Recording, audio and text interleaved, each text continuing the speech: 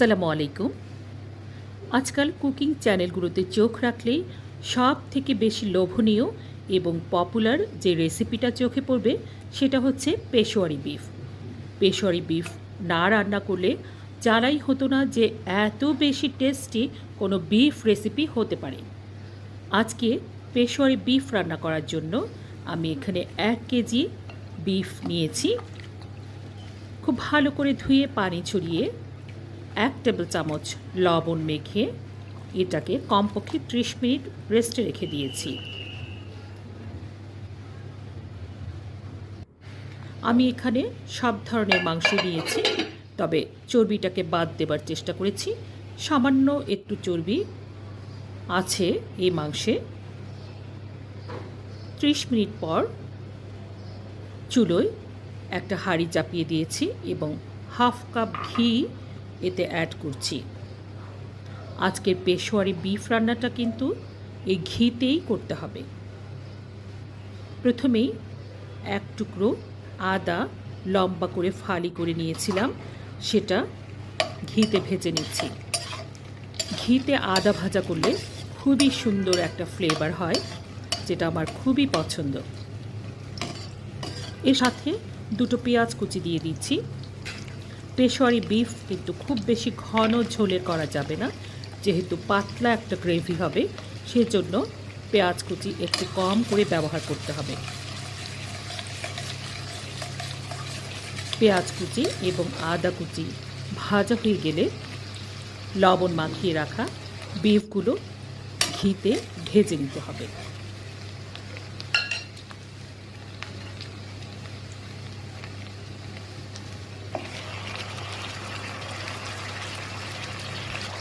আজকের রান্নায় হলুদ গুঁড়ো, লাল মরিচের গুঁড়ো, জিরা গুঁড়ো এবং ধনে গুঁড়ো ব্যবহার করা হবে না। আমরা যারা পেশোয়ারি বিফ খেয়েছি কিংবা রান্না করেছি তারা নিশ্চয়ই এই বিষয়টা জানে।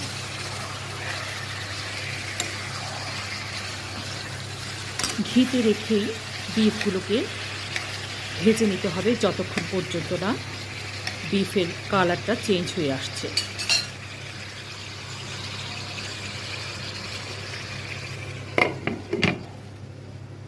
লবণ মাখিয়ে রাখার পর বিফ থেকে যে পানিটা বের হয়েছে সে পানিটা কিন্তু আমি ফেলে দিয়েছি।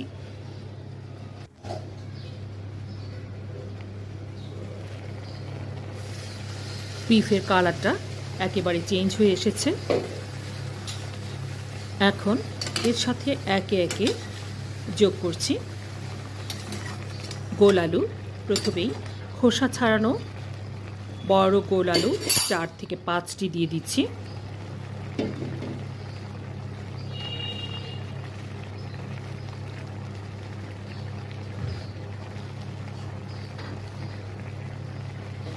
দিয়ে দিচ্ছি 5 থেকে 6টি খোসা ছাড়ানো আস্ত পেঁয়াজ।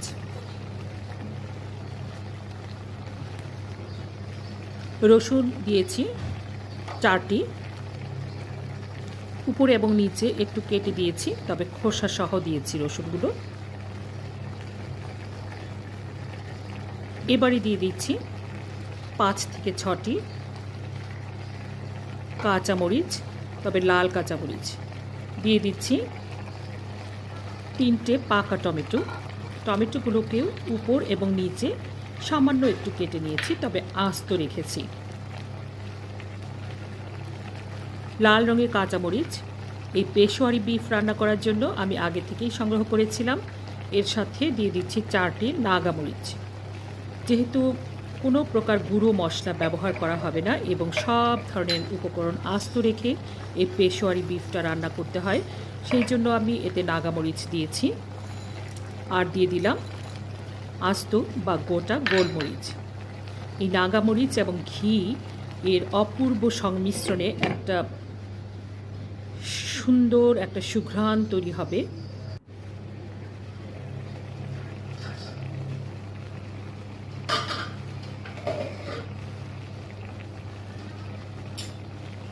সবগুলো উপকরণ ঘিতে মাংসের সাথে ভেজে নিয়েছি।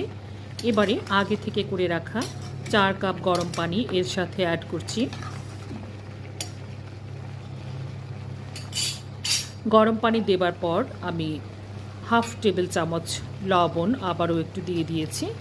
মনে রাখতে হবে আমি 1 টেবিল চামচ লবণ দিয়ে মাংসগুলোকে মাখিয়ে রেখেছিলাম।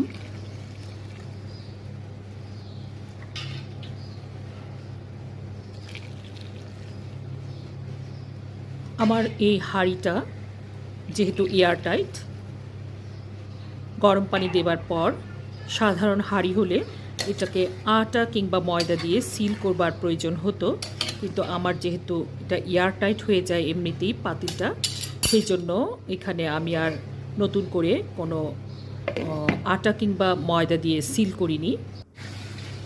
এভাবে রেখে আমি মৃদু আঁচে রেখে কমপক্ষে 2 ঘন্টা ধরে রান্না করেছি।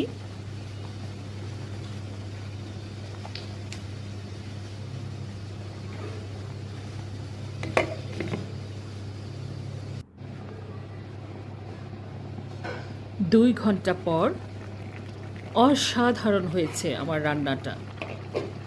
যেমন তার সুঘ্রাণ, ঠিক তেমনি তার কালারফুল একটা সৌন্দর্য। এবারে নামানোর আগে আরও একটু ঘি ছড়িয়ে দিয়েছি, যাতে ফ্রেশ একেবারে ঘিয়ের গন্ধে খাবারটা অনেক বেশি লোভনীয় মনে হয়। এখন একটা সার্ভিং ডিশে আমি নামিয়ে নিচ্ছি। মাংসটা এত নরম হয়েছে যে হাত দিয়ে একটু চাপ দিতেই ভেঙে 2 টুকরো হয়ে গিয়েছে। এবারে দেখাবো রসুনের ম্যাজিক। এই রসুনটা হাত দিয়ে এভাবে চাপ দিলে ভেতর থেকে নরম হয়ে রসুনের কোয়াগুলো বের হয়ে আসে, আর এর সাথে ভাত খেতে অসাধারণ হয়। এত বেশি মজা হয় এই নরম রসুনটা দিয়ে মাখিয়ে ভাত খেতে। তবে এই রেসিপিটা সবথেকে বেশি উপাদেয় মনে হবে রুটি কিংবা পরোটার সাথে খেতে। আজ এ পর্যন্তই। সবাই অনেক বেশি ভালো থাকুন।